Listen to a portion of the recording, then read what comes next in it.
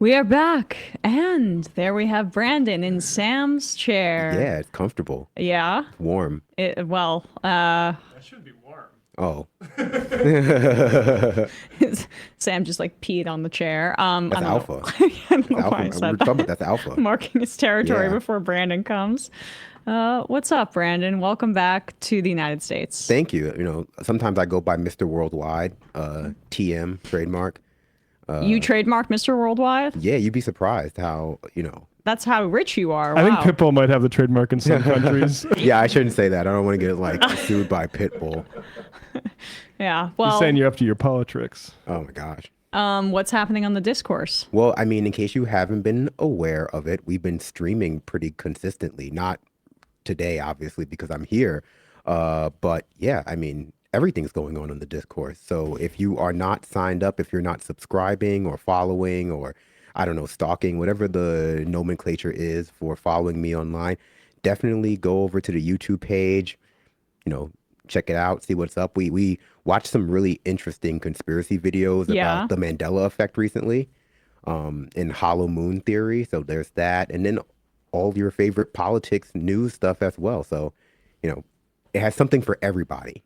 All right. Yeah. I enjoy your streams. You do it very generously, not to take our audience before Oh, of our course. show. So if people want a morning primer before the Majority Report, go to the discourse.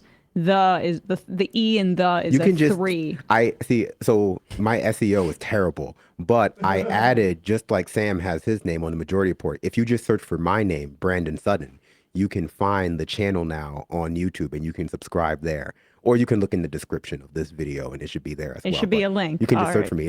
It's way easier now. It's way easier. Way easier. All right. Well, we're going to bring in Matt Binder now. I think we see him. We'll read some IMs while we bring in Binder.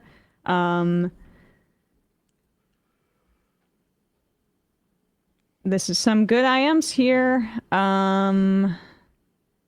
Just signed, Company Town, he just signed up to volunteer for El Sayed's campaign. We need better representation if anything is going to change.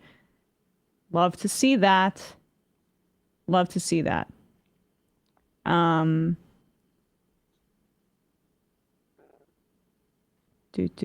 I'll also say check out Dan Osborne if you're in Nebraska, folks, because he is looking for campaign folks. Oh, definitely do that.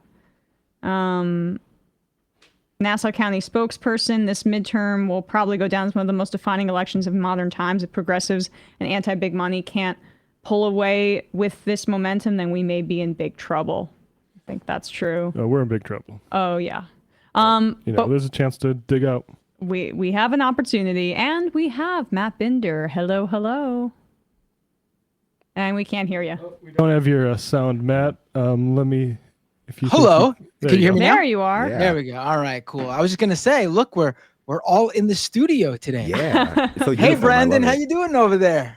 It looks like the Hollywood Squares up in Which here. way- I don't know Yeah. if I should wave. Like, it's fine. No, we wish you were here, Binder, but it's a little, we found out like an hour ago that you were coming in. And that's how we do it. Yeah, it's spontaneous. And good. yeah, it's all hard. good. To Also, it would have been harder to get the cameras set up for 3 people. So it would have. So thanks for taking. I don't over even for know the how I would have team. did it. What's happening No, it's on all your good. shows, Binder? Yeah, last night I had a stream talking about all the news that's been happening this week. There's been a lot of news. For example, talked about the Pope dying, talked about Tesla dying, talked about a lot of things. Check it out at youtube.com/Matt Binder. All right, check that out, folks. Let's start here. Let's do one. I thought this was important. So, here is LA City Attorney Hydee Feldstein-Soto. And actually, this is really Spectrum One in Los Angeles doing some good reporting locally here. What would you say? So doing some good reporting locally. And she's the city attorney. They uncovered her social media posts, basically showing that she may have some pretty intense anti-Palestinian bias that affected some of her decisions on protesters in Los Angeles Here is Spectrum News 1 SoCal breaking it down. And credit to the anchor and reporter here, Kate Kagel. Don't know how to pronounce it, but great job. Tried to speak to Feldstein-Soto about this at her first press conference in over 3 months. Yes, hi, this is Kate Kagel from Spectrum News 1. I want to ask you about some of the freeway protests that your office is pursuing, the If Not Now protesters. I was supposed to be out of here at 1 o'clock. I've got back-to-back meetings. Okay, we're not getting answers from your office on these questions, and we have stories where... don't comment on pending litigation, as you know. In 2023, a union protest blocked traffic outside LAX for hours. City leaders like Councilmember Hugo Soto Martinez participated, placed in handcuffs, but never charged. Flynn has represented traffic blocking activists for 25 years and says her clients have never been prosecuted for peaceful actions, instead told to stay out of trouble in exchange for keeping a clean record. She points to Feldstein-Soto's own pro-Israel tweets like this one after October 7th that condemned the attacks and added every nation and every moral person must support Israel defending her people. That Can you tweet pause it for a was sec? later deleted. Kind of a good tell that someone's a total psycho when they refer to a country as like a either his or her and they anthropomorphize it. It's just a little weird. Pathological. I also couldn't help but notice that she like tagged APAC in that tweet. Like APAC is just like, Oh my God. Yeah. Like, love you, buddy. Send me money next time. Exactly. All right, keep going. Support Israel defending her people. That tweet was later deleted. Of course, public officials have a right to speak on whatever issue they want. But once they come out on one side of something, if they're only criminally charging and going after people who disagree with them, that becomes a problem. Feldstein-Soto disputes the bias allegations. They're alleging that you're prosecuting them because you disagree with their message. We want to give you an opportunity to prosecute on content, ma'am. You know that. In court, her office argued the tweets preceded Israel's military escalation and thus do not necessarily indicate bias against the protesters. But the allegations of bias are not just...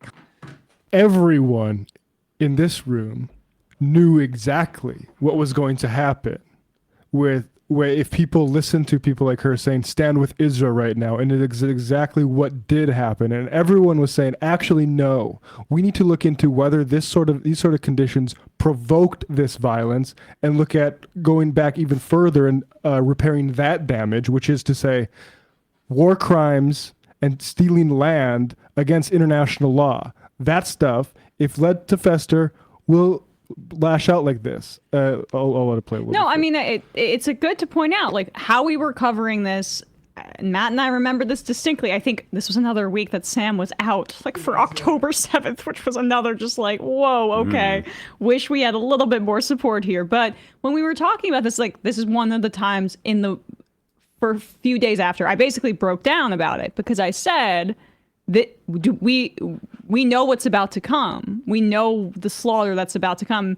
And it's even exceeded my expectations in terms of just like this genocide being this extreme. But if you have any knowledge and you aren't a Zionist, you knew how brutal they were going to be because of how they mowed the lawn in Gaza previously. I'll even say some of the Zionists, like Bakari Sellers, you look at what they said directly after October 7th, and they knew that it was going to take... that there was going to be a lot of violence directed at Palestinians and that we need to steal public opinion toward it. I think some of these folks knew. Yeah, I think they didn't not know about the ways in which Israel was going to respond. They weren't anticipating the dramatic shift in public opinion that was going to make tweets like that just no longer popular. Because I think that's what we're seeing a lot of. People now realizing that the cat's out of the bag when it comes to Israel's public image for Americans, and tweets like that were okay. 2014. Tweets like that were okay. 2020. Now they're just suddenly not okay. And so it's not as though people couldn't anticipate the violence. They couldn't anticipate the dramatic shift in public opinion that has occurred since October 7th.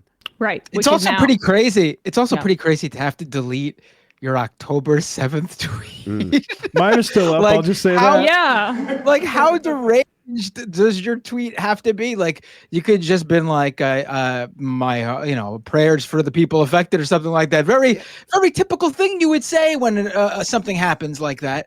But instead, you had to go like balls to the wall, like insanity, like screeching for blood that you needed to delete your tweet? That's pretty insane. As an LA city attorney, which yeah. It used to be okay. I mean, it used to be okay to tweet like that. It used to be standard to tweet like that. That's how far things have shifted in just that year. Like that kind of tweet used to be what the situation demanded from our politicians, from our public figures. And now it's different. And now, they're struggling to account for all that difference when it comes to their support for Israel. Because they just see dollar signs too. And we're at a point where when we saw, I think, hopefully, and this still remains to be seen specifically with the impact of the 2026 midterms, but that the money in and of itself, it has diminishing returns, might be putting it mildly. If there's a spotlight that's put on the fact that a billionaire like Elon Musk or maybe even AIPAC is funding your race, and that's communicated effectively to people, that's a major political liability, even if you're out fundraising your opponent a lot. Mm-hmm. So the political reality's changed, as you say, and the numbers back it up. A majority of Americans now, according to Pew, have a negative view of the state of Israel, and that includes 50% of Republicans ages 18 to 49 and a majority of Democrats. So I get so sick about seeing Rahm Emanuel and Gavin Newsom and Matt Iglesias and these other pundits or politicians talking about how Democrats need to be responding, really just being majoritarian, looking at polling in a current moment and basing their political ideology around that. It's so craven. But they completely exclude the Israel piece of it because they're not actually earnestly following their own ideology when they say that they want to be popularists. They want it to be basically be excluding economic populism, stuff that would involve taxing the rich, in favor of piecemeal, broadly socially acceptable policy sets. Yeah, but populists are liars. They were, before the Israel stuff, there was the healthcare stuff that they were just flying in the face of. There's a little bit more of this. Yeah, let's keep going. Oh, and we should say, these are, if not now, protesters. These are Jewish Americans that she is basically deciding to prosecute for peaceful protest and disruptive protests that they hadn't previously pursued whatsoever. They're alleging that you're prosecuting them because you disagree with their message. We want to give you an opportunity to prosecute on content, ma'am. You know that. In court, her office argued the tweets preceded Israel's military escalation and thus do not necessarily indicate bias against the protesters. But the allegations of bias are not just coming from If Not Now. Another incident involved a Thanksgiving Day protest in 2023 outside the home of a prominent Israel lobbyist. A whistleblower from inside the city attorney's office said Feldstein-Soto personally called then Chief Michael Moore to allege a prominent pro-Palestinian activist was involved. In a leaked confidential memo that's now part of this case, LAPD said the evidence didn't back her claims. No charges were filed. It's all enough for the judge in If Not Now's case to ask Feldstein-Soto to hand over her emails, texts, and memos about the prosecution to determine if she's going after the protesters for their political beliefs. Thank you, Judge. It's also a waste of taxpayer money, by the way. Right. She's doing this on behalf of the city. And you can't, and what's incredible about this action too is that they're not even really, I don't know what the facts of the case are, but you can't allege anti-Semitism if you're being, well, I mean, none of this is honest, but these are Jewish protesters. And so that's what I think it makes it especially important to highlight, which is that, no, this is not about their idea. Well, this is not about hatred or anything like that, obviously. This is about going after their political speech. Also, I mean, not to be that person, but until recently, anti-Semitism is not illegal. It's not illegal to be a member of the Klan. It's not illegal to be a member of the Ku Klux Klan, marching through Jewish neighborhoods all across the country. It's only when you speak out against Israel specifically that suddenly it's illegal to be anti-Semitic. That's the only definition of it they're interested in promoting. Yep. And I just want to say, I mean, you just look at how this administration as a whole, the Trump administration, is pursuing Palestinian activists legally, whether it be immigration or in cases like this. Yet, when he was president back in his first term, he was defending the people marching and chanting, "Jews will not replace us." I mean, it's crystal clear exactly what they're going after. and it's not anti-Semitism. No, everybody, this is every single person that accuses these protests of being anti-Semitic are themselves a genocidal, anti-Palestinian racist. That is from this person in this video we just watched to Joe Biden's special envoy for anti-Semitism. I believe her name is Deborah Lipstadt, who is a beeper joke-making Zionist. That's the person we're supposed to take cues from about anti-hatred. There is not a single person who has accused any of these protests, smeared, let's call it, as being anti-Semitic, that is not themselves an anti-Palestinian genocidal racist. And we need to not be defensive and point the finger directly back at them. Anyone that accuses you of being anti-Semitic is, during a genocide of Palestinians, an anti-Palestinian racist. And it even goes further than that. A lot of these people are virulent Islamophobes and anti-Arabs. Like it's broader than just Palestine and the Palestinians. It is. Absolutely. I mean, and this it's very easy, I think, for anybody who isn't a MAGA person or a Republican or a fascist to be against racism domestically, because there is some sort of like kind of cultural understanding and there's like a social contract about it where that is well within the scope of liberal thought. But we have deep racism towards the global South and a lack of understanding about not the global South, but also Middle Easterners and Arab people in general, Muslim people, particularly because they have been the brunt of our imperialist wars for basically the entire time I've been alive. But also because of 9/11 and the war on terror, which escalated that kind of racism. Not unrelated to Zionists. No. In our country. I mean, on the day of 9/11, you had Project for a New American Century people who primarily concerned with Israel saying, hey, it's the Palestinians that did it. It's a lot easier to examine, I think, racism within a very specific, safe context domestically.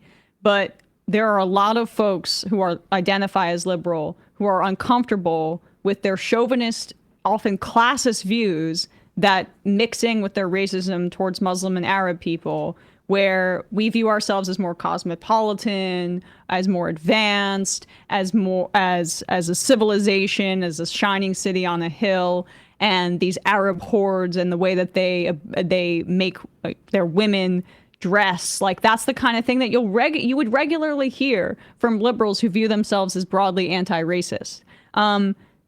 This Feldstein-Soto person has an election coming up in 2026. There is a candidate who just filed paperwork named Marissa Roy. I want to highlight that. And she specifically, it appears, is challenging her on, from a progressive perspective. Roy says Feldstein-Soto has failed us in so many ways. She said Feldstein-Soto has missed opportunities to stand up to the Trump administration, worked to block the construction of affordable housing, and prosecuted journalists and pro-Palestinian protesters. So this campaign was announced a month ago. If folks are in the LA area and want to get this person out of a position of power, and you have the ability to vote for Marissa Roy, I would check out her race, because next year is coming very soon. And I want to stress too, because I think winning over like liberals, especially now with liberals being so anti-Trump and open to even more progressive messaging, I think it's super important right now to stress exactly how much these type of people are aligned with Trump and the Republicans and the entire administration.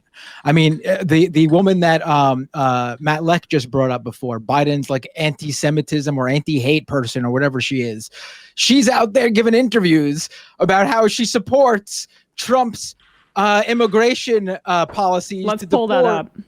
Yeah. Anyone who they deem being anti-Israel. Like, she's outwardly supported these pro-Palestinian students being deported, and she's out there backing it.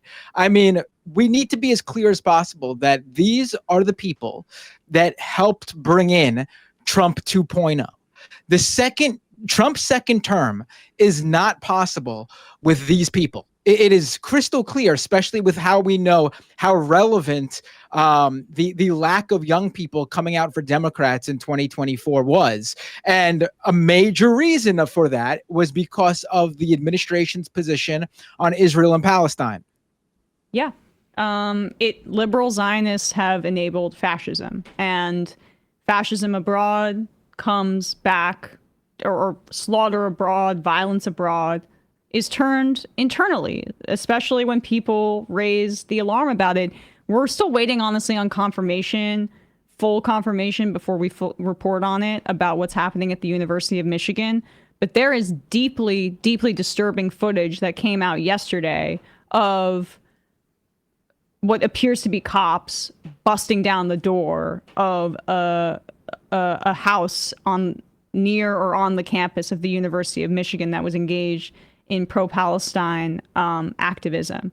But this is the interview with Isaac Chotiner, who embarrassed.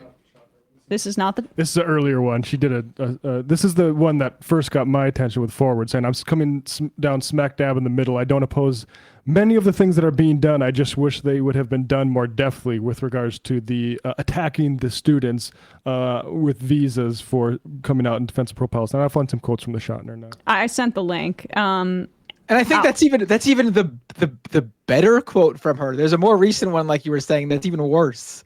Yeah, let's start. I'll read it and Matt will bring it up. But these are the quotes here. Chotiner, who has embarrassed a lot of people in these interviews, I don't know why they keep agreeing to it, does great journalism at The New Yorker, asks her, what do you think the Trump administration is doing to fight anti-Semitism and in that sense uphold democracy? This is Deborah Lipstadt, so same person, right? Just double checking that that's the case.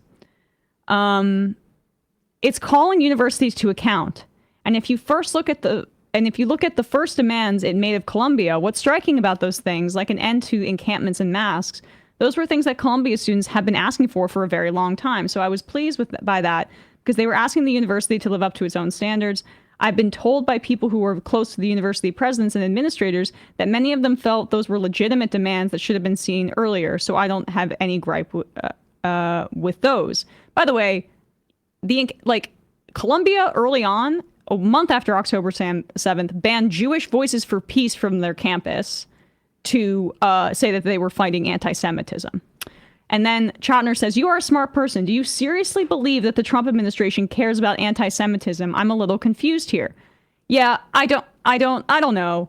They haven't spoken to me. They haven't consulted with me. Narcissist freak. So all I can judge is but Deborah, your entire career has been judging people for anti-Semitism, in some cases very effectively. The president hosted white supremacists for dinner.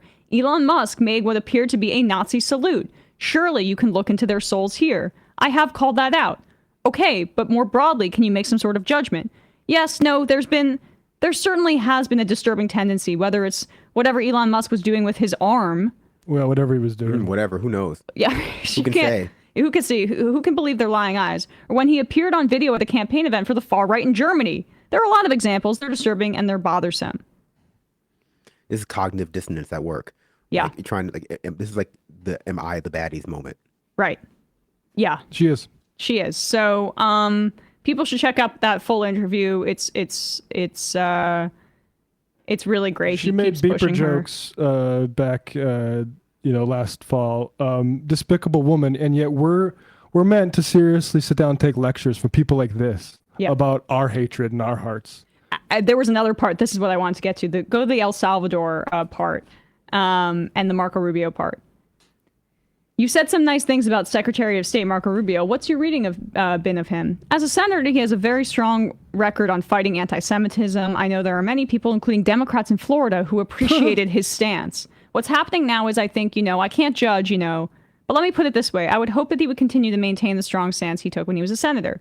You can judge him about, say, tweeting happily about people being sent to a horrific prison in El Salvador, right?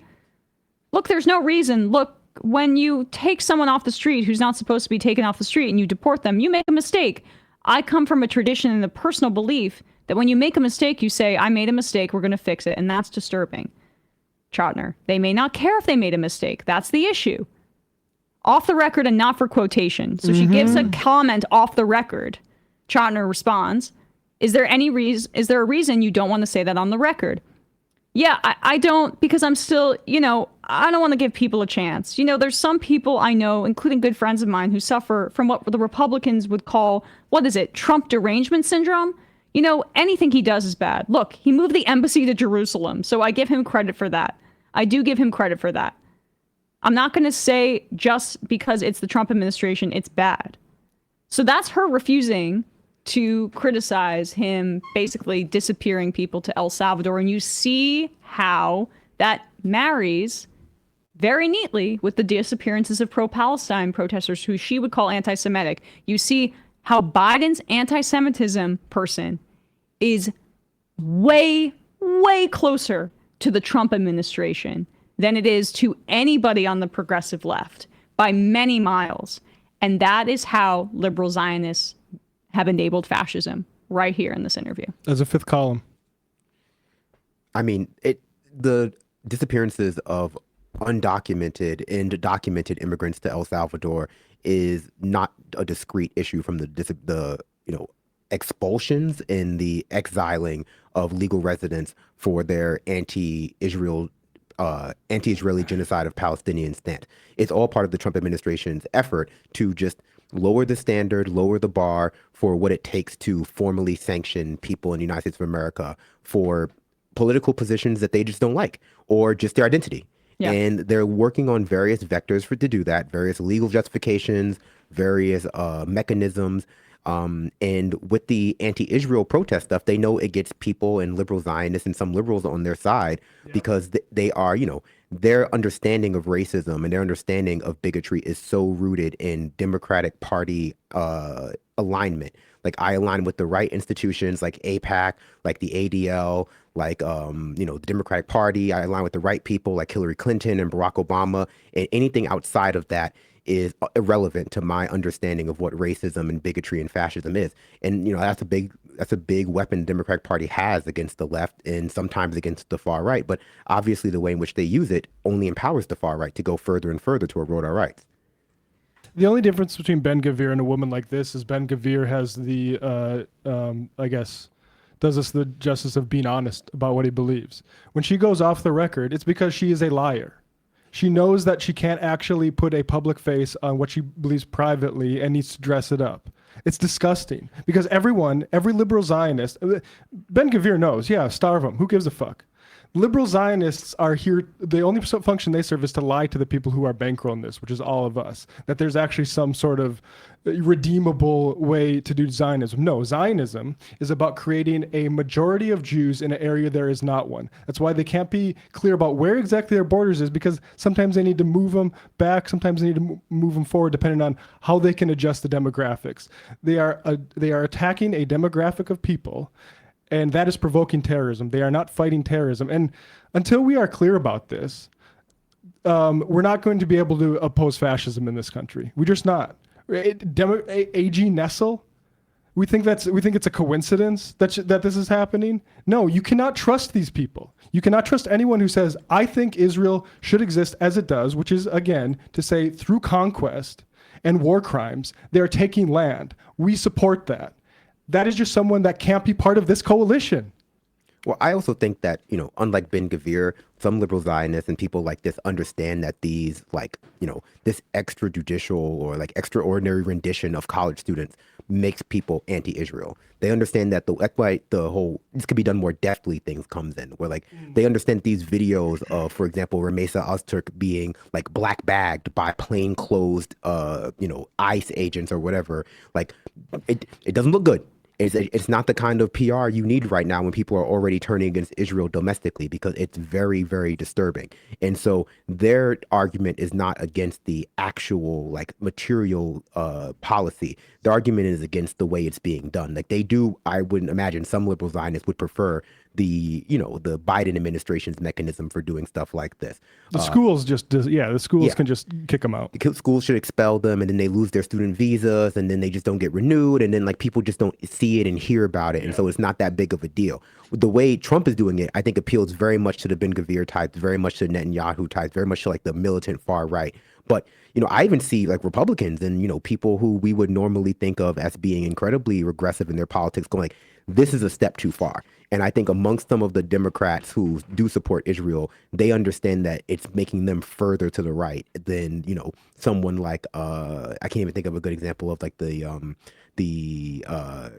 right-wing columnists who are going up against this, but it makes them further to the right than they would like to imagine themselves to be, and they also know it's just it turns people off. It's turning people off of Brett the whole project. Stevens. Maybe Brett Stevens, yeah. Because oddly, Bill Kristol, that was the guy. He's now saying maybe we should apologize to the Abolish ICE people. Yeah, right. Yeah. So we have to. He's temporarily removed from like our example of bad conservative pundit that's treated seriously by liberals. Well, let's read some IMs and then we'll get to that. I don't think we'll take calls today, guys. We have Brandon in studio. It's a little hard to. I have phone shyness. I can't. We can't do it. Yeah, I mean, we have to respect. We have to respect Brandon here. Text in. It's sometimes being on the phone is anxiety inducing. Like I got so used to if I'm doing pickup from a restaurant, doing it on my phone and then doing pickup, but sometimes you have to call some places and I always get freeze up. Like, am I saying the wrong thing? It's bad. Probably. We need to be more social. Yeah, I think you need to give yourself a little bit more slack and understand that the person on the opposite end of that phone call is not judging you so severely because you said the wrong rice order or something. Well, but that's a window a little bit into my personal psychology of self-flagellation. I had a friend who moved here to New York and they were moving a bunch of stuff over the subway and they kind of like made a helter-skelter of it and dropped stuff in front of people and they were embarrassed. I'm like, 0 people from that train will think about this or remember you. Even to this point, we're talking about it right now. And even if they do, who cares? You'll never see them again. Like, who cares? Who cares what they think? But it's oddly, like, just doing this job has made me more, like, paranoid about maybe somebody sees me, like, trip or something. Like, they know me from the show. Oh, that like, would be awful, yeah. I don't know. I don't mind it. Like, if someone sees me trip, all I go is like, all I think is they go like, oh, look at that asshole. And it's like, they're right. They're right. They're correct. If there was ever anyone with a video camera recording me when I'm coaching my son's soccer team or like during a game, that would end my career. Oh, do you go like mad dad? Do you get like really into it? Oh, I get really into it. Yeah. I'm yelling plays at them and yeah, it's they have plays it's an in experience. Soccer? It's fun though. Wow. Yeah. They got kick it. Run. That's all I can think of the play would be. You are really losing jock credibility here. I guess you're just more the lifting guy, not the jock guy. Those should not be conflated. Yeah, it shouldn't be. It's a different subsect of athleticism. Understood. Logan Soy, can we please get a shofar for Kneecap, who have managed to piss off the right-wingers and Zionists while also getting out their fuck Israel and pro-free Palestine, anti-genocide message at Coachella. Up the boys. I'm about to pull They made a new fan. Hey, here we go. Shofar to Kneecap.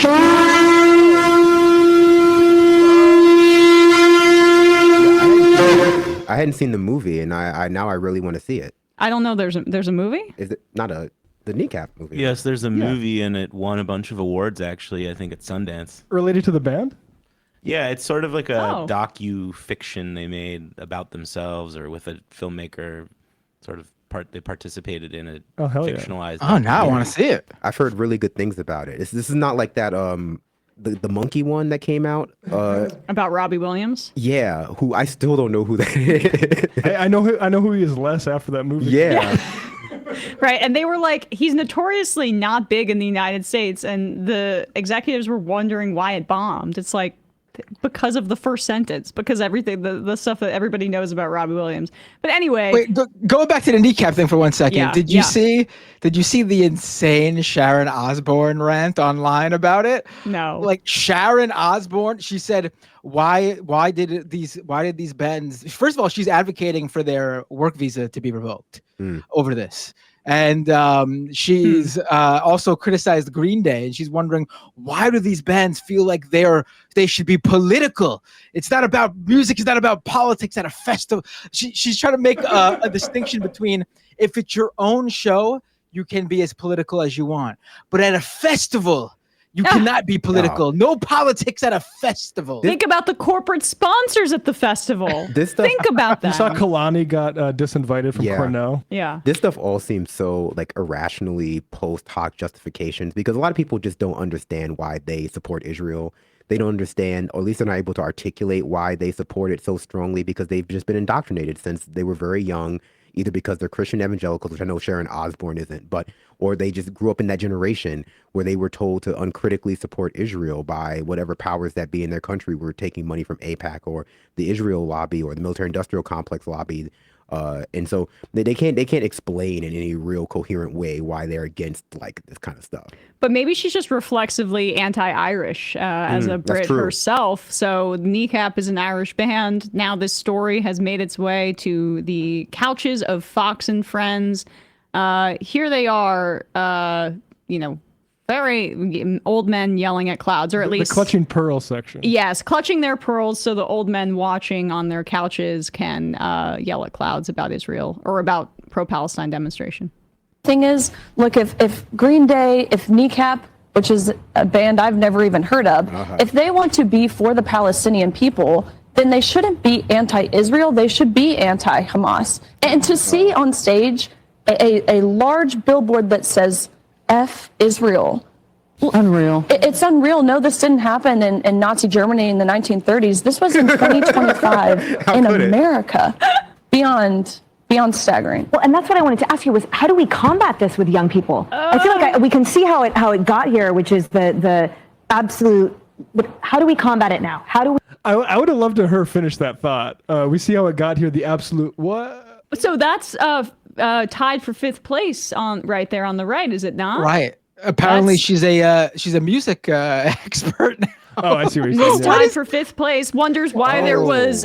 This is not Nazi Germany with Riley the anti-Israel billboards. When was Israel founded, Miss Riley? I think you should look into that. Yeah. It's really a great thing that she said that, actually, because it's a very easy reason why this wouldn't be allowed in Nazi Germany, because there was no Israel. Well, a lot of people do not know that. A lot of people conflate Israel as it exists now with like Israel from the Bible, as they have not read either. So they just go, oh no, like this must be the same Israel that we read about in like Sunday school. Or you're just giving her way too much credit, where this pea brain thinks Israel equals Jewish. Also, some Zionists thought that they might be able to work with the Nazis, but that's not ready for that conversation. Not ready for that conversation. I mean, don't look up Herzl's views on Jews. Don't look up what Netanyahu said about the Palestinians, where he erroneously claims, and this is like oddly kind of pairs nicely with this idiot's argument, that the Palestinian Grand Mufti gave Hitler the idea to exterminate the Jews. So the Prime Minister of Israel regularly engages in Holocaust revisionist history to downplay what the Nazis did, to overinflate the immorality of the Palestinians by contrast, falsely. That's not something that happened. The idea that he can talk about anti-Semitism and also say that Hitler didn't actually want to kill the Jews, it was an idea that he cribbed from the Palestinians. That nasty mufti. Says everything you need to know. Well, that's a very attractive narrative for like racist, right? For like racist, for Europeans, for like racists in the US, people who don't self-identify as racist, to like externalize the anti-Semitism that exists within Western society, right? That led to the Holocaust, that was never really dismantled after the Holocaust. It was just, treated as though, and by it, I mean the Holocaust was treated as though it was like an eccentricity of modernity. It was outside of Western tradition. There has never been anything like that in Europe. There has never been anything like that in the United States of America. And if you think there has, it's because you are in fact an anti-Semitic bigot. They don't want you to think about King Leopold in Africa. They don't want you to think about the extermination of the Native Americans in the United States of America. They don't want you to think about any of the colonial projects, including the genocide or the attempted genocide of Indian people by the UK. They want you to think that genocide is something that just does not happen or is not practiced by the very, very modern and civilized West. It's the practice of barbarians in the global South.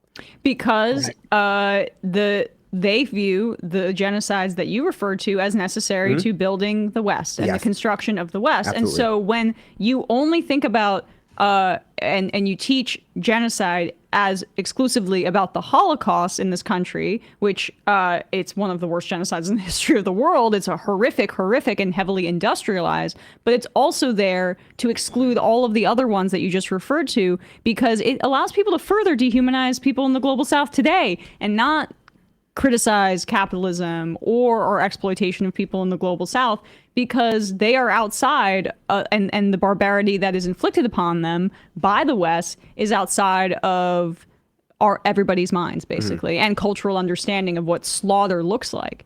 You look up this goes back long time before Israel, and specifically Zionist massacres of what they considered the Canaanites, which is to say, look at the Mystic Massacre in Connecticut, when basically Massachusetts folks, colonists, just set a village of women and children on fire. Yeah. This is the history we live in. And I just love that Riley Gaines is the expert here, a woman who has to play the victim for only, let me check my watch, 40 more years about a event she did in college. That's her career for now. Does she even swim anymore? Does she even swim? No, I mean, she's been sapped of her will to swim. Happens to me too. You know what was allowed though in Nazi Germany person. though? You know what was allowed in Nazi Germany though, Riley Gaines, the dehumanization of trans people. Yes. You should look into that. That was one of the first targets of the Nazi regime, was the attacks on, I think it was a trans-affirming clinic in Germany, if I'm not mistaken. Yeah. So. But that also maybe ties into why so many of these, pro-Israel types love to downplay Nazi Germany in order to demonize the pro-Palestinian position, which is an amazing thing to do, to both play to what Brandon's point was, which is absolutely on point, that the Holocaust is used as the ultimate to sort of downplay other genocides. Yet at the same time, it's almost like they're trying to kill two birds with one stone. They constantly, at the other side of their mouth, downplay it in order to make the pro-Palestinian cause somehow look even more demonic or horrible. Yeah. I was gonna say they also seem to be baffled why an Irish band would have this pro-Palestinian sentiment. It's important to mention, the long history of anti-colonialism in Ireland, going all the way back to, the British conquest and imperial project in Ireland. So. And the forced starvation that they very much see in the Palestinian experience.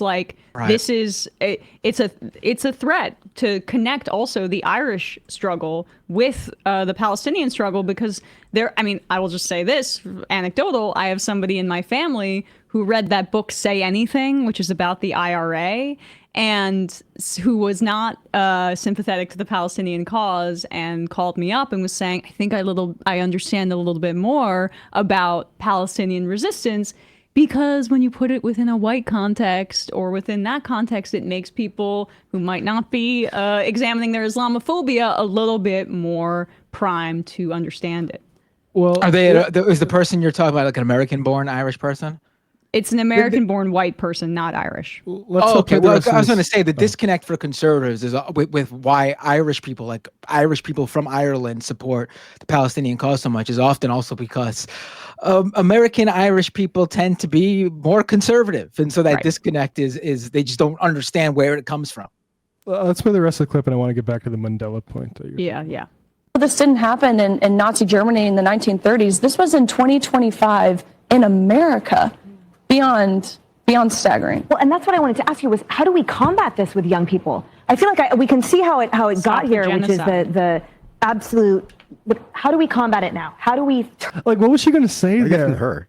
What does Riley Gaines know about it? That is fascinating, but we see how it got here. The absolute the volume of dead kids I'm seeing on social media that Israel's killing. How could she have finished this sentence? But anyway, let's see what. But they're they don't see those primary sources of children being slaughtered, because everybody in their who's watching the show is super old. If you're watching Fox and Friends, and they're threatened by not being able to filter some of that information for their audience, in the same way that showing caskets during the Iraq War was banned. The absolute. How do we combat it now? How do we turn these young people around? Well, I think we have to remove these activists from these authority positions. I think that's the best word for it. We've seen these rogue activist judges. Of course, that's been pretty heavily reported on. People are beginning to open their eyes, but these activists have infiltrated into academia, these large, prestigious, at one point maybe considered prestigious academic institutions. Like Coachella. We have to remove them and, of course, reinstill the values of education. I mean, it's really as simple as that. And the Iraq. Just filibustering. Yeah, I mean, I do love how they turn to like academics. This is all about like left-wing academics and left-wing cultural icons. Activist judges. Activist judges.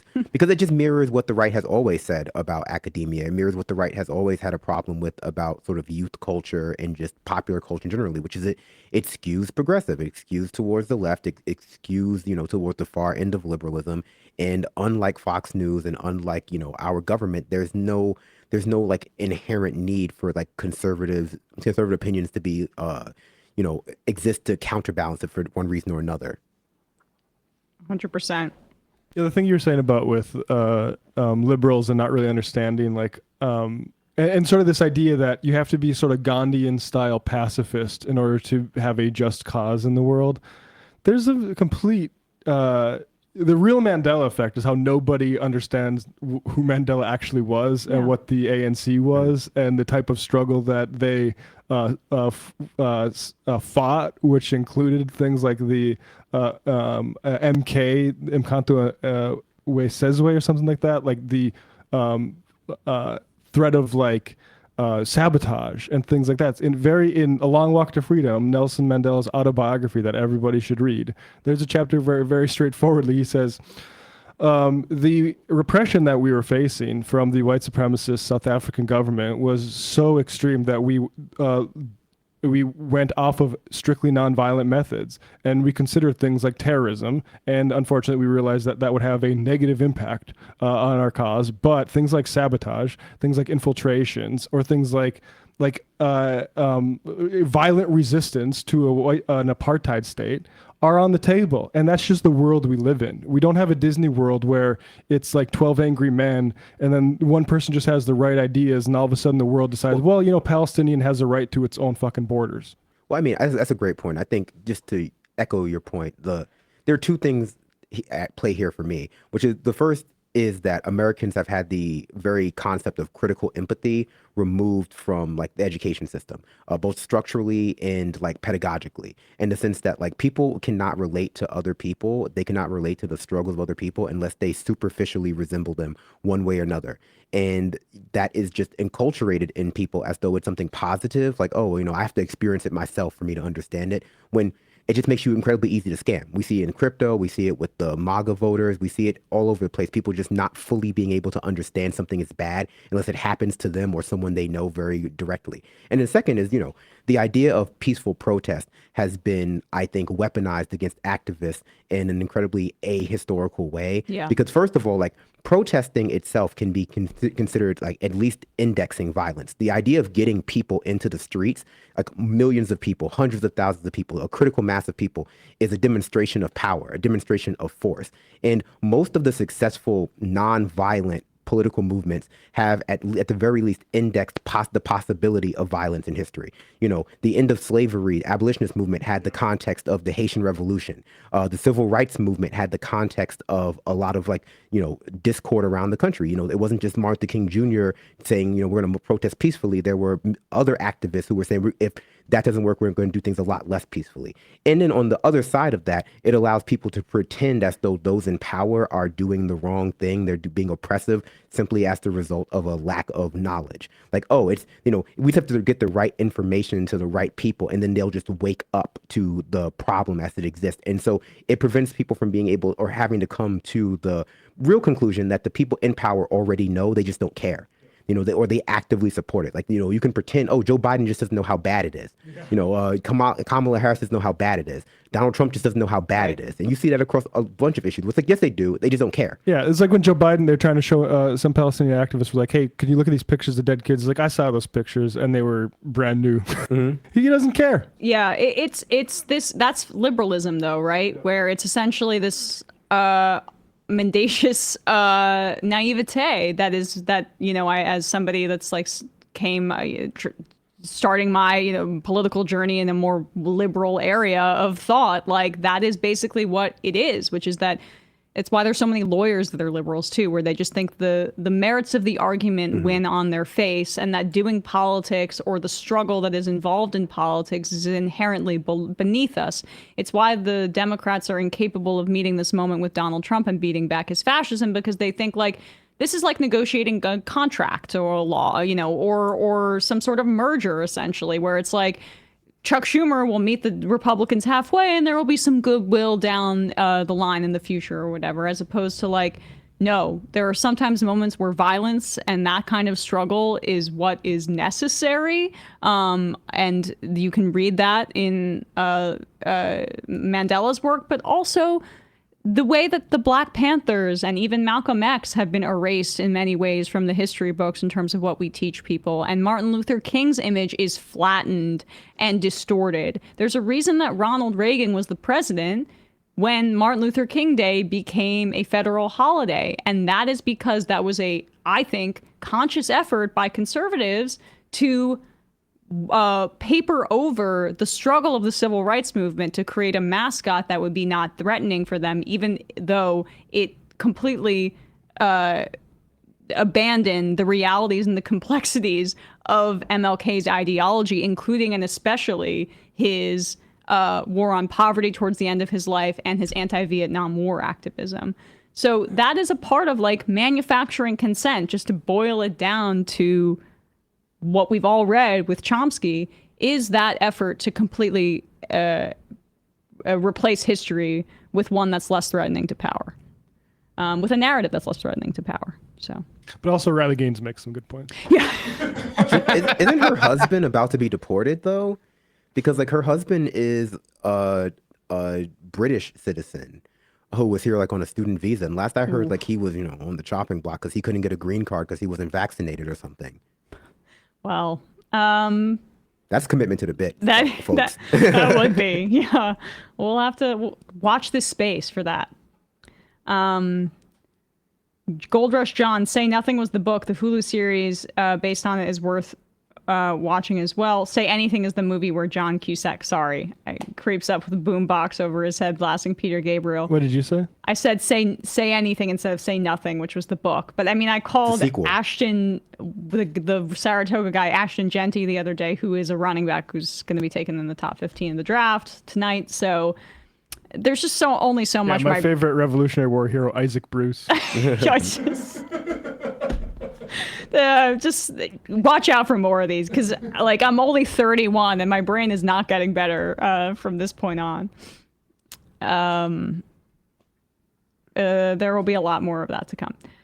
Ramona Frankenstein for Pope says, really fun to see Riley Gaines equate anti-Zionism to Nazism. I wonder how she feels about the Nazis and their views on trans people. I actually don't. I don't give a shit what some loser thinks about anything. Enjoy the last few gasps of relevance you have left, Riley. Yeah, she's not even a talented broadcaster, at least from that clip. Although I'm not surprised. She met the blonde quota, and that was fine by them. Jewish anti-fascist says, breaking news, CUNY students at CCNY have established a new pro-Palestine encampment on the campus quad. Student organizers are requesting all hands on deck to help hold the space. Anyone in the city who's available, head up to CCNY ASAP. That's awesome. Do that. Mad Dog, did you guys see Matt Lieb's video making fun of people upset over Kneecap? Hilarious. I didn't, but everyone should check out Matt. He's so funny, though. He's awesome. Partner of our friend Francesca Fiorentini. Also, he's a friend of ours too. Check out Bad Hasbara. We have to play the I'm Bad Now thing. I gotta go find it. Oh, please do.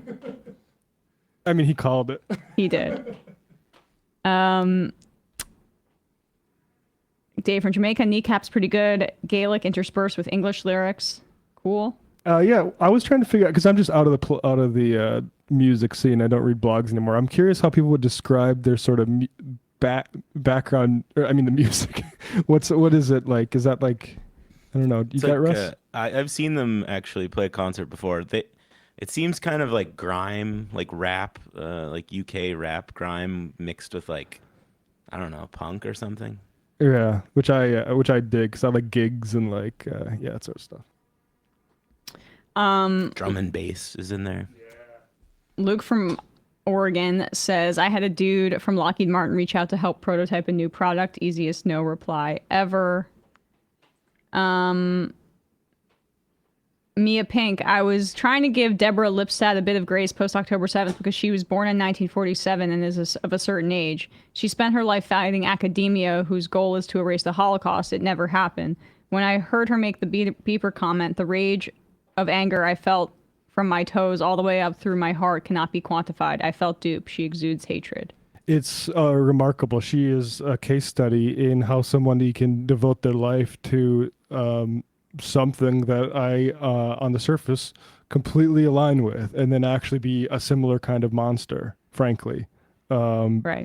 I mean, yeah. I mean, Care got on Biden a while ago saying, hey, this woman's making beeper jokes. Can you maybe name a new anti-Semitism envoy? But the truth is, like, I don't know how many liberal Zionists will be better than what she's providing. She's a great example of the opposite type of person we were just discussing before, how, some people need it, to happen to them or happen in the context of it can happen to them for them to understand the struggle of somebody else. This is the opposite. Sometimes going through an atrocity actually doesn't make you a better person. You just strictly care about that atrocity happening to you and your family, and you don't give a shit about anybody else. 100%. With that said, since it is the fun half, we've played this probably 3 times before, but it never gets old. Our buddy Matt Lieb. This must have happened like in the few months after October 7th when he posted this. Yeah, probably like December or something like that. Incredible. So I'm a liberal Zionist, and I have to say that I actually do agree with a lot of what the pro-Palestinian left has to say about Israel. The occupation is awful and it needs to end. The settlers are crazy, and we have to do something about that. Netanyahu is a criminal. He's going to lead Israel to ruin. The 17-year siege of Gaza has been brutal, and it is completely unconscionable. I agree that Israel is essentially, in parts of it, an apartheid state. But like, the one thing is, after the 7th, the thing is that I don't care anymore. I'm bad now. Because, here's the thing. After the 7th, I just kind of realized if it's us or them, then it's got to be us. No more them. I never thought I could be a fascist, but I think I'm a fascist now. And it's kind of great because I have all these new friends, me and Amy Schumer and the ugly guy from Stranger Things. And I'm getting all these new job opportunities. And I'm like, okay, if this is what I didn't know, that fascism came with stuff. If I had known that, I'd have been a fascist a long time ago. It's kind of nice too, because now I get to be like, ooh, I'm bad. So I'm just going to be bad now. Like, I can still believe all that other stuff too, but just not now. I'm going to wait till later. But for now, I'm going to be bad. Okay. Bye-bye. King. Watch Brad Hasbro for more of that. I mean, he called it. Yeah. How many of those cases have we seen? So many. Between the 101 and the 5, Marissa Roy is DSA, a socialist, really great on many issues. I actually know her personally. That's awesome. That's the person who's challenging that LA county. I'm forgetting the name of the actual position. Whatever. The Marshall Falk. Yeah. LA county attorney. City attorney. Sorry. Juice for Jesus. Matt Lieb sounds like Ethan Klein in that clip. Funny how he nailed it. Tony32 UK, Matt giving the full hairdryer Sir Alex Ferguson treatment to his child's team. Please help out Man U, Matt. Is that for Bender? Because I don't know. I don't interpret that. Bender. Yet. Oh wait, then what was that? You're giving the full I thought it was for Matt hairdryer Sir Alex Ferguson treatment to your child's team. Please help out Man U. Oh, okay, got it. Yes. Yeah.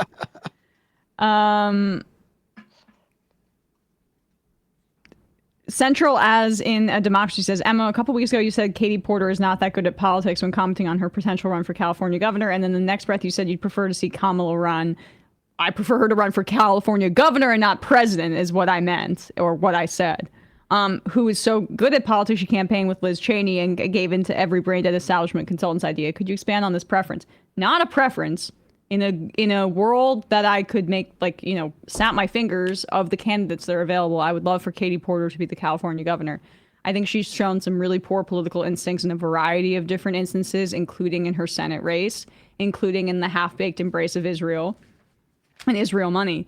And Kamala Harris probably is going to have like another campaign that she runs in. And I don't want her running for president. I think that's a bad idea. I think it's bad for the party to continue to even associate with that campaign and with the Biden presidency. I would rather her stay in California and run in that race, but because I don't really think Katie Porter, frankly, has a chance to win. But we'll see. We'll see. It's 2026. It's a ways away, and you could do better than Kamala Harris for Democrats, but there hasn't really been anybody that stepped up in California. The guy that stepped up is the consultant, right? That freak that helped with the Labor Party, and he's running in California for governor. Oh, really? The Obama guy? Yeah. So like, up with the Tories. I don't live in California, but like, and New York Democrats have a ton of problems, but it feels like between Newsom and like Schiff and Padilla, who have been shown complete cowardice too on some of like the immigration stuff, like there's really not much to go but up. And like, I just don't want to see a guy like Dr. Phil or something who ends up running as a Republican winning that race. And Kamala has the name recognition to do that. So that's my thinking on that front. I can't even worry about the California governor race right now. We got Andrew Cuomo to deal with for the mayoral race in New York City.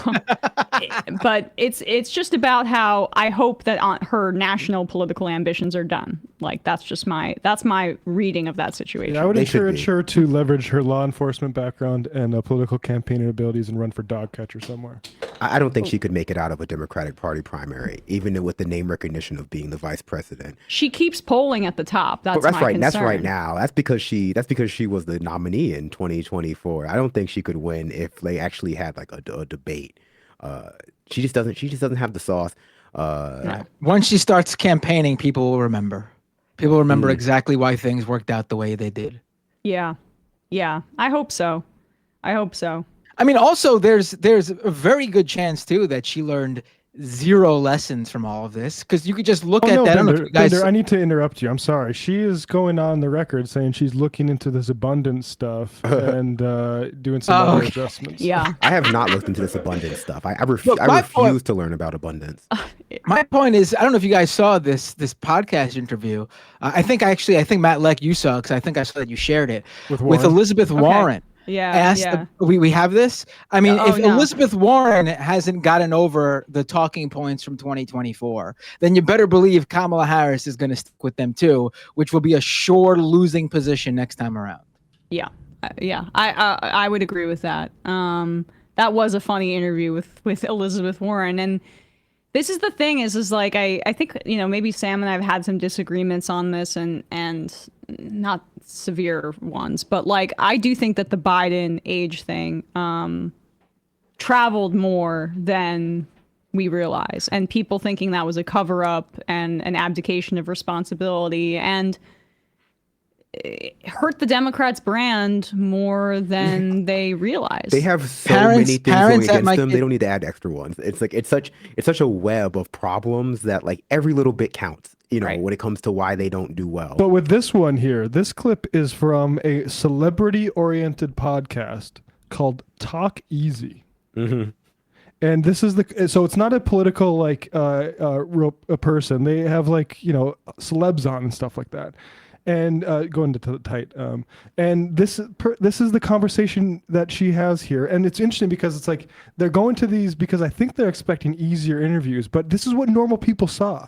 They saw that they're being lied to about a guy's age, and at the same time they're being hectored about the importance of democracy by folks. And I thank God that this hasn't splashed back onto Bernie and AOC, and people haven't lost trust in them for that, because I thought their approach to it was wrong too. But here's this that we're talking about. They've got to throw him under the bus. Kamala should have, Warren should hear, and Bernie and AOC need to. Do you regret saying that President Biden had a mental acuity? He had a sharpness to him. You said that up until July of last year. I said what I believe to be true. And you think he was as sharp as you? I'm sorry. Wow. That pause was pregnant with like quadruplets. No, She's literally about to break out in laughter, and I want everyone watch this woman, watch Senator Elizabeth Warren's hands. I've never seen somebody clutch their fists that tightly in an interview, and she almost lets out a full laugh here. Just go back, yeah. She should have just let it rip. She should have. This is how they could regain their trust if they're honest here. Yeah. True. And you think he was as sharp as you? I said I had not seen decline.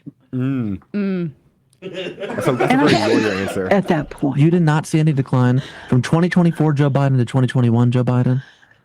Not when I said that.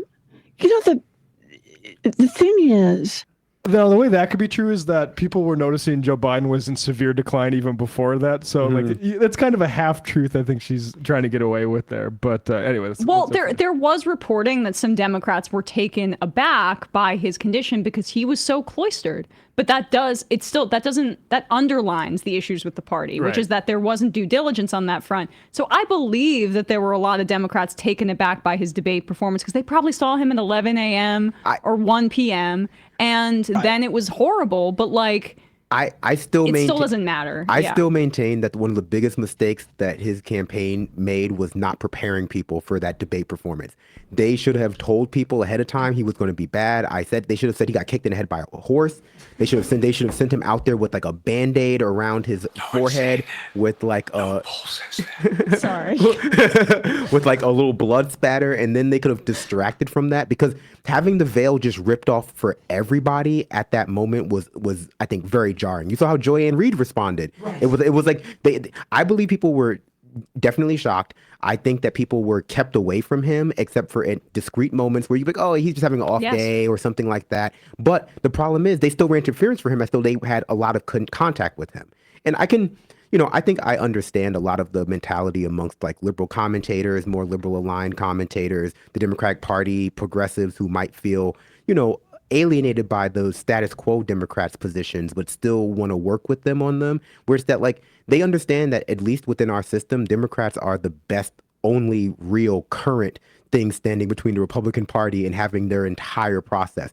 And so a lot of times they feel very, I think, pressured to leverage their own legitimacy, leverage their own respectability, leverage their own like fan base to run interference for the Democratic Party, who will just simply not follow through or meet you halfway on that once you've done that. Like you tell people to go out there and vote for Joe Biden because he's fine mentally, then he gets on stage and just fumbles the ball. Like, it really is just something that like people have to break themselves out of, like understanding that the Democratic Party is not going to meet you where you meet them sometimes. Yeah. But the real question for the real issue for me isn't so much that like, okay, listen, they did what they did then. That's just what it was. That's what it is. It is what it is. What happened, happened.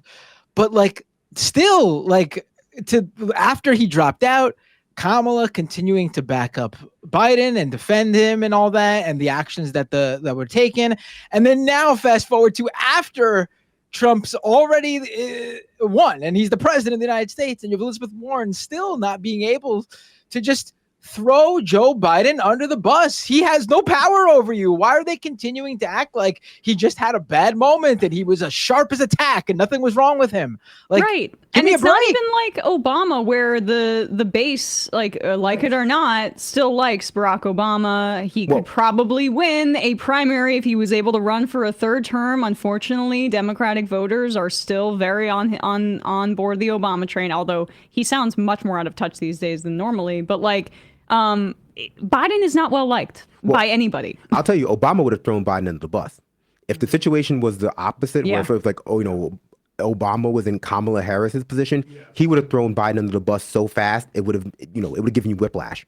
Like Obama he was actually good at politics. Yeah, he understood that like it's his brand over Democratic Party's brand, and that he was going to like promote himself over the Democratic Party. And people like that. People don't like the Democrats. We've seen that. Like people don't like Democrats. And I think some of this with Elizabeth Warren and other people is that they're just afraid of weakening the Democratic Party further, which by nature of our political duopoly just seems like it empowers the Republicans. So you get that fear of like, well, if I speak poorly about the Democrats, it's going to make the Republicans seem better. And it's just like, I don't think that's really the biggest concern we should have right now. Yeah. people don't like seeing a butt naked emperor in front of them and have everyone say, no, he's got clothes on, and actually they're very nice clothes, they're very expensive clothes, and why I don't know why you're saying that he's standing there naked. We can all see, I was a producer at CNN during the 2020 primary, and there was this whole narrative, as I'm sure you all remember, about Biden's stutter, and if you were to ever make any insinuation, that he's getting up there in the years, and I don't know, maybe it's, remember there was the whole discussion about well, if he passes away, then Harris would be president. Isn't that great? And that's why he's going to pick the first black woman to be the vice president. But if you ever insinuated that was more than a stutter at CNN, people would rip your head off. I was worried about my job security anytime I would pipe up and suggest that Biden was getting old. And I, as we all do, you watch his speeches, you watch his press appearances. I was not there with him physically. I don't think you needed to be inside the White House to know that he was fading. All you had to do is watch the raw feed of his speeches. How dare you say that? In terms of my neurological capacity. Yeah, I mean... I'm staying in the race. Damn it, we're crossing streams. I mean, I watched the vice presidential debate between him and Paul Ryan live. Yeah. I watched the one between him and Sarah Palin live. And the difference between that Joe Biden and the Joe Biden who was even at the primaries in 2020 was night and day. And anyone could see that. And I think ultimately people just aren't very connected to our political system in the way that they care about it. But I will say the stutter narrative, the moment he got elected, people stopped talking about that. I've never seen something get abandoned so quickly. Suddenly it was like, okay, that was done. Okay, no one wants to talk about the stutter anymore. That's fine. Yeah. Right. And also even the Kamala would be president is so great thing was used so cynically, where he picked her as a black woman and made it very clear that he was picking a black woman, which I think undercut a lot of her candidacy going forward and gifted the Republicans this DEI thing. They would have done the racism and misogyny anyway, but he still made it more difficult for her to be his predecessor, which I also think was a part of this man's ego, where he didn't really want that. He wanted to be president for another 4 years when he couldn't. He was going to be a bridge. He was going to be a bridge. I mean, he was going to be a bridge, but not for her. Then why select her? Why not? More of a peer. How does somebody who was about to be 80 years old not make their vice president their ideological successor unless you're the egomaniac blue Trump that Biden is, frankly? But keep going. The thing is, he was sharp. He was on his feet. I saw him live event. I had meetings with him a couple of times. Senator, on his feet is not praise. Whoopsie. He can speak in sentences is not praise. All right. Fair enough. Look, the question is, what are we going to do now? Okay. Wow. They were holding up the guy from Weekend at Bernie's. How was I supposed to know he was dead? Blaze Chadwell. Emma's such a Warren supporter. You got me. No, I voted for Bernie twice in the primaries, but I like Elizabeth Warren. That's 100% true. I think she does some good things, but this is a problem with the party more broadly. And the fact that they silenced Bernie and dissent AOC on aren't this. great on this exact question. Right. I mean, unfortunately, yeah. I think she's by far the second best senator that we have. But the problem is that there should be people that I hope for a day when Elizabeth Warren is at the center of the Democratic Party, but that is not where we are. People within the Democratic Party have to hold the Democratic Party establishment to account. Yeah. It can't just be about ensuring that the people who vote for you don't see how, corrupt and bad people like Nancy Pelosi or Chuck Schumer are, because then that just empowers Republicans to be the first people to say something like that. And then people go oh, that's true. Right. Including the Gaza stuff too, right? I'm sorry, Bender, but just really briefly, Trump just had to say, this is bad, this is wrong. And it was the first time people had even heard that, because all of the Democrats were like this Biden H thing, we gotta, no criticizing the president, no daylight, no, that's what Trump said, or sorry, Biden said to Kamala too, but this is across the party. No daylight, kid. They are building a party based on gaslighting they built the last 4 years. There was so much gaslighting, and they are really cynical about the American public and don't see that people can pick up on it. Yeah. And they feel like the people who can pick up on it are so afraid of what Republican politicians will do if they're in power. They'll just gaslight themselves. They'll lie. They'll either knowingly lie to other people, or they'll lie to themselves about what's going on because of the consequences of the truth. Yeah. Can we just give Julian Castro a little victory lap here for the time he actually said what needed to be said in 2019 and could have saved us all from this? Barack Obama's vision was not to leave 10 million people uncovered. He wanted every single person in this country covered. My plan would do that. Your plan would not. They do not have to buy in. They do not have to buy in. You just said that. You just said that 2 minutes ago. You just said 2 minutes ago that they would have to buy in. You said they would have to buy in. Have to buy in. If she qualifies are you forgetting what you said 2 minutes ago? Be in for it. Are you forgetting already what you said just 2 minutes ago? I mean, I can't believe that you said 2 minutes ago that they had to buy in, and now you're saying they don't have to buy. You're forgetting that. They dragged him for this. They dragged him for ableist. Yeah, for weeks. Ageist. How could you say that? How could you say that? I remember distinctly, I was on a TYT panel watching that debate in the LA studio, covering it with them. And I was the only one there that thought that landed. And everybody else there thought that it would come off as really mean and hurt Castro. And I don't know who was right at the end of the day, but it was just like interesting given what we know now about their politics, that was their reaction to that. In addition to the fact that they sold their email list to the Biden campaign. Right. I mean, it definitely hurt Castro, but it also seems to be the truth. I will say the only other thing I want to highlight from that clip is that whenever people say that the Democrats need to learn to speak to like the American people, they need to learn to speak to like the left, like the progressives, to the average citizen, I would highlight that presidential primary where basically everyone on that stage pretended like they were in favor of Medicare for all in one form or another. Yes. Because they knew it was popular. Like the Democrats know what's popular, and when they're forced to debate each other for like an audience, they will pretend, they'll run to the left, they'll all copy Bernie's positions because they know they are popular. And then when it comes to the general election, they know they don't have to try as hard because they know Republicans are so far to the right that they can just go like, well, yeah, I'm not going to do fascism explicitly. Yeah. All right. With that said, folks, what do we have Run here? for president, Julian. This is Trump talking about how he doesn't want to raise taxes on rich people. Oh, okay. So this is interesting. The Republicans want to extend the Trump tax cuts from 2017, and there has been some level of discussion, just chitter chatter, and I mentioned this last week, but it's not going to happen. Sort of man bites dog stories. Right. That Republicans are thinking maybe we will raise taxes. Right, and it would be a raise in the top marginal rate. What they were said to have been considering, which spoiler alert, they're not earnest about it, but Steve Bannon apparently wants this and is trying to push the Trump administration, but we're seeing that Bannon has no influence anymore. And the Republican senators are even more captured by representing the wealthy and billionaires specifically, and care a lot about delivering for them with legislation. So they're not going to consider this. But the Trump tax cuts reduced the top marginal rate to around 37%. When they expire in 2026, the top marginal rate would go back up to 39 and some change percent for rich people. And what was said to have been considered was, okay, maybe we'll just let that part of the Trump tax cuts not expire, renew the rest of them, so we can raise revenue to justify all of the other cuts that we're trying to put into place.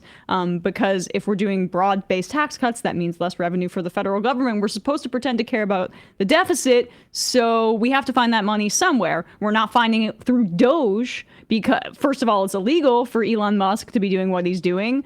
Congress has the power of the purse and it's already been signed into law. The president is supposed to faithfully execute the law in that way, and Trump and Elon were illegally clawing back money or attempting to, even though we're now seeing they didn't do any of that. So that's how Trump was trying to do that on the back end.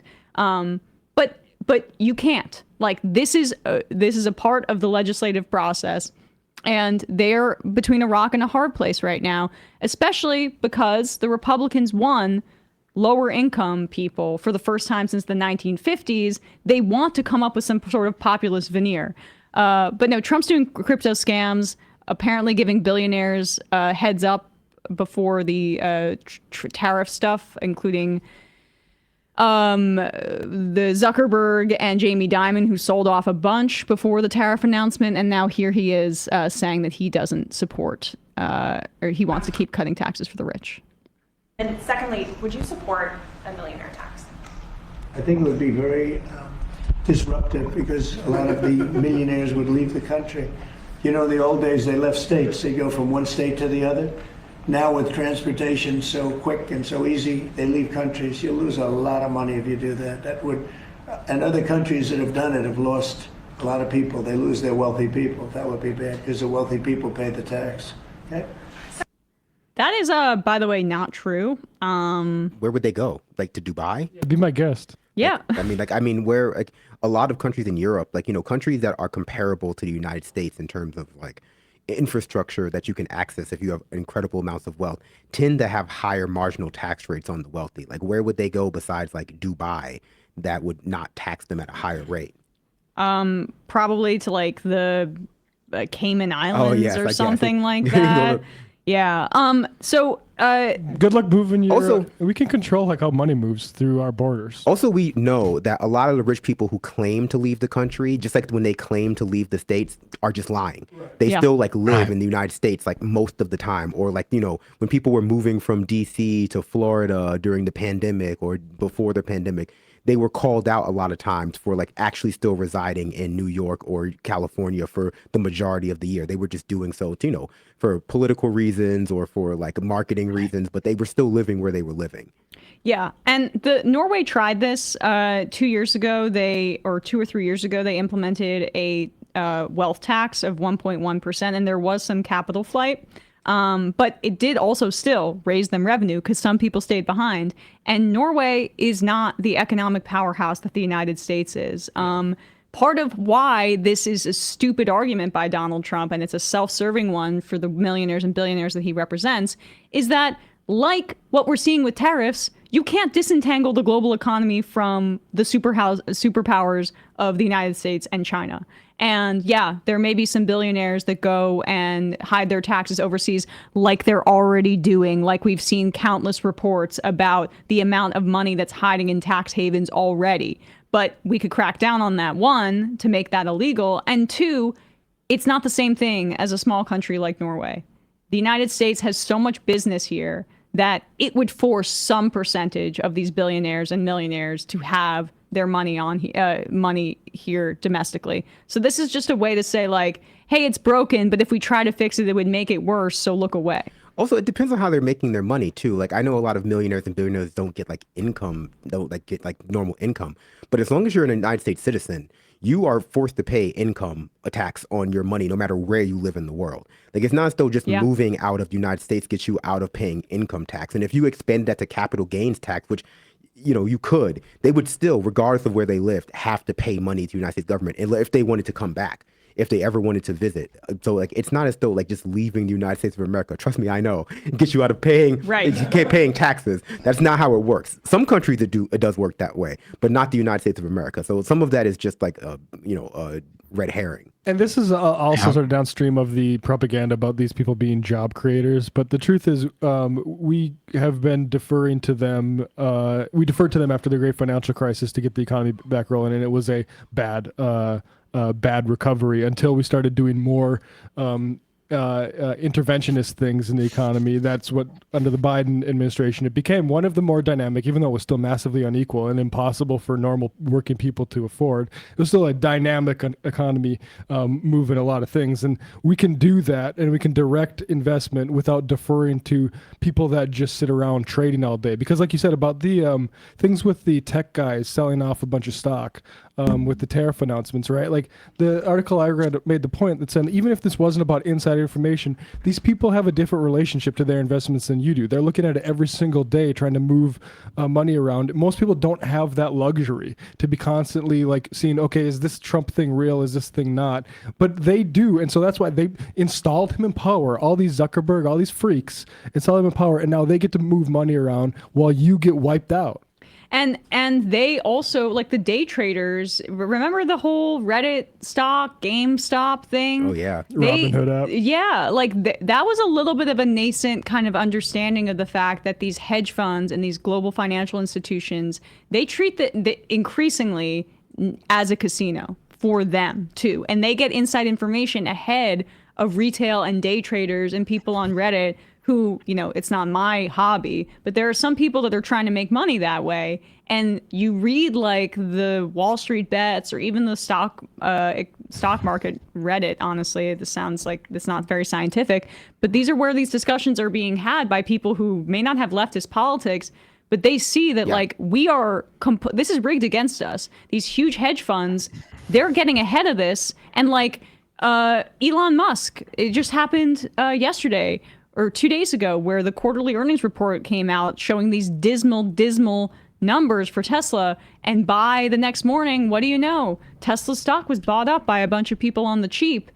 These are the kinds of things that you get to do when you have inside information. But although it was probably Elon Musk who was trying to inflate his own value as he saw that falling apart. Q2 is going to be even worse for him. Also, a lot of these companies make money off the downturn too. Like it's not all about placing the bet on the winning company. They place bets on who's going to lose too, and they make out like bandits. Exactly right. Shorting positions. And is it Lutnick that's rumored to have short positions on the United States economy? I think there was some accusation about that. You're playing the game called capitalism. Yes, you are. All right, guys. With that, we are going to read some IMs and get out of here. Dave from Jamaica, capital flight is a myth for USA. There's no place for them to go. Where will they go? To China? Right. Exactly. Yeah, I mean, although I do think as we have this sort of giant world trade panic attack, I think that we could call it, what Trump did, that's actually about the anxiety about can this system provide, good lives for people. The world needs to not be looking at tariffs, although in targeted fashion, I support tariffs. The world needs to be looking at a global wealth tax to make sure that billionaires don't exist in any country and can't steal away all of the income that they have made being a parasite and employing workers like Jeff Bezos. What's he going to do after having thousands and thousands and thousands of people break their backs across this country to deliver junk to people? And but Jeff taking a skim of that every single time, he's going to leave. That shouldn't be allowed anywhere. That's a crime against humanity, whether it's within the American borders or without.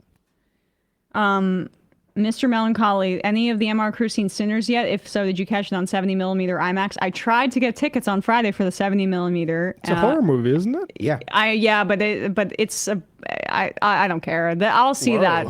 I'm excited. I haven't seen it yet. It's action horror. Like some of the horror that you're into, it's like it's gore that I can't do. Oh, I don't like gore either. I like ghosts. It looks like ghosts and demons. It looks like from dusk till dawn. That's what it reminds me of. So I'm excited for that.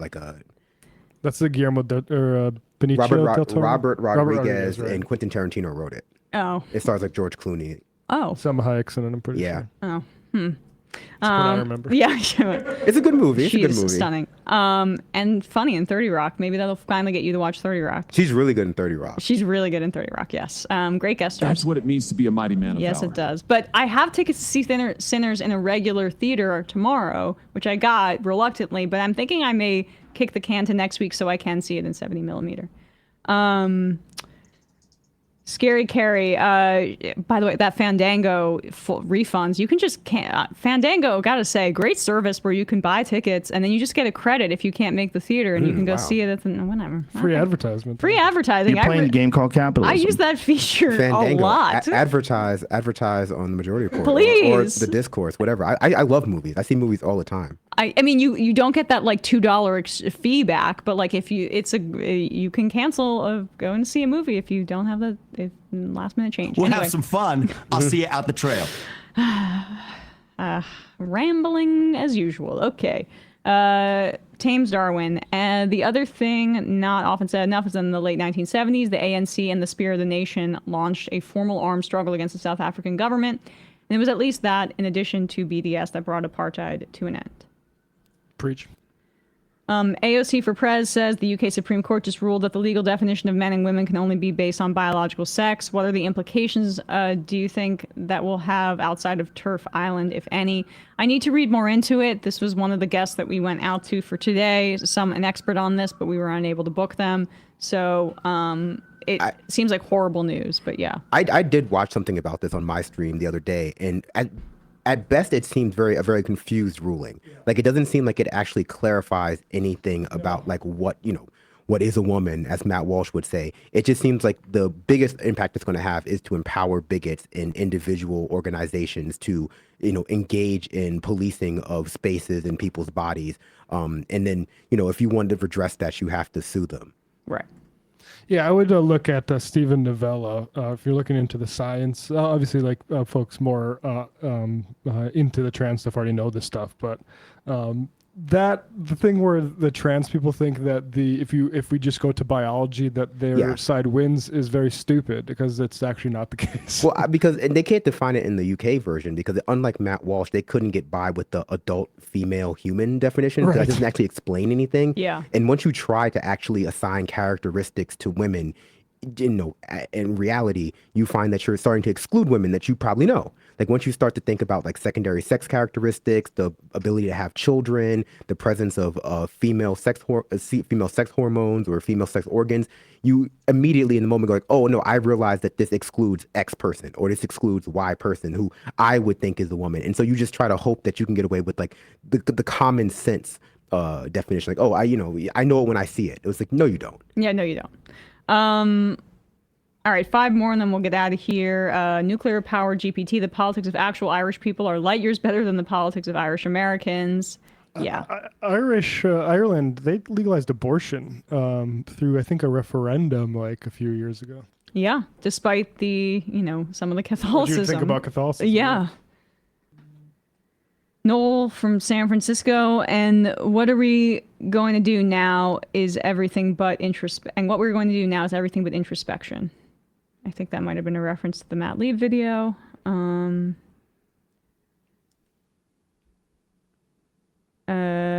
Parade of idiots. Emma, are you ready for Shadur Sanders? The Giants are not drafting Shadur Sanders.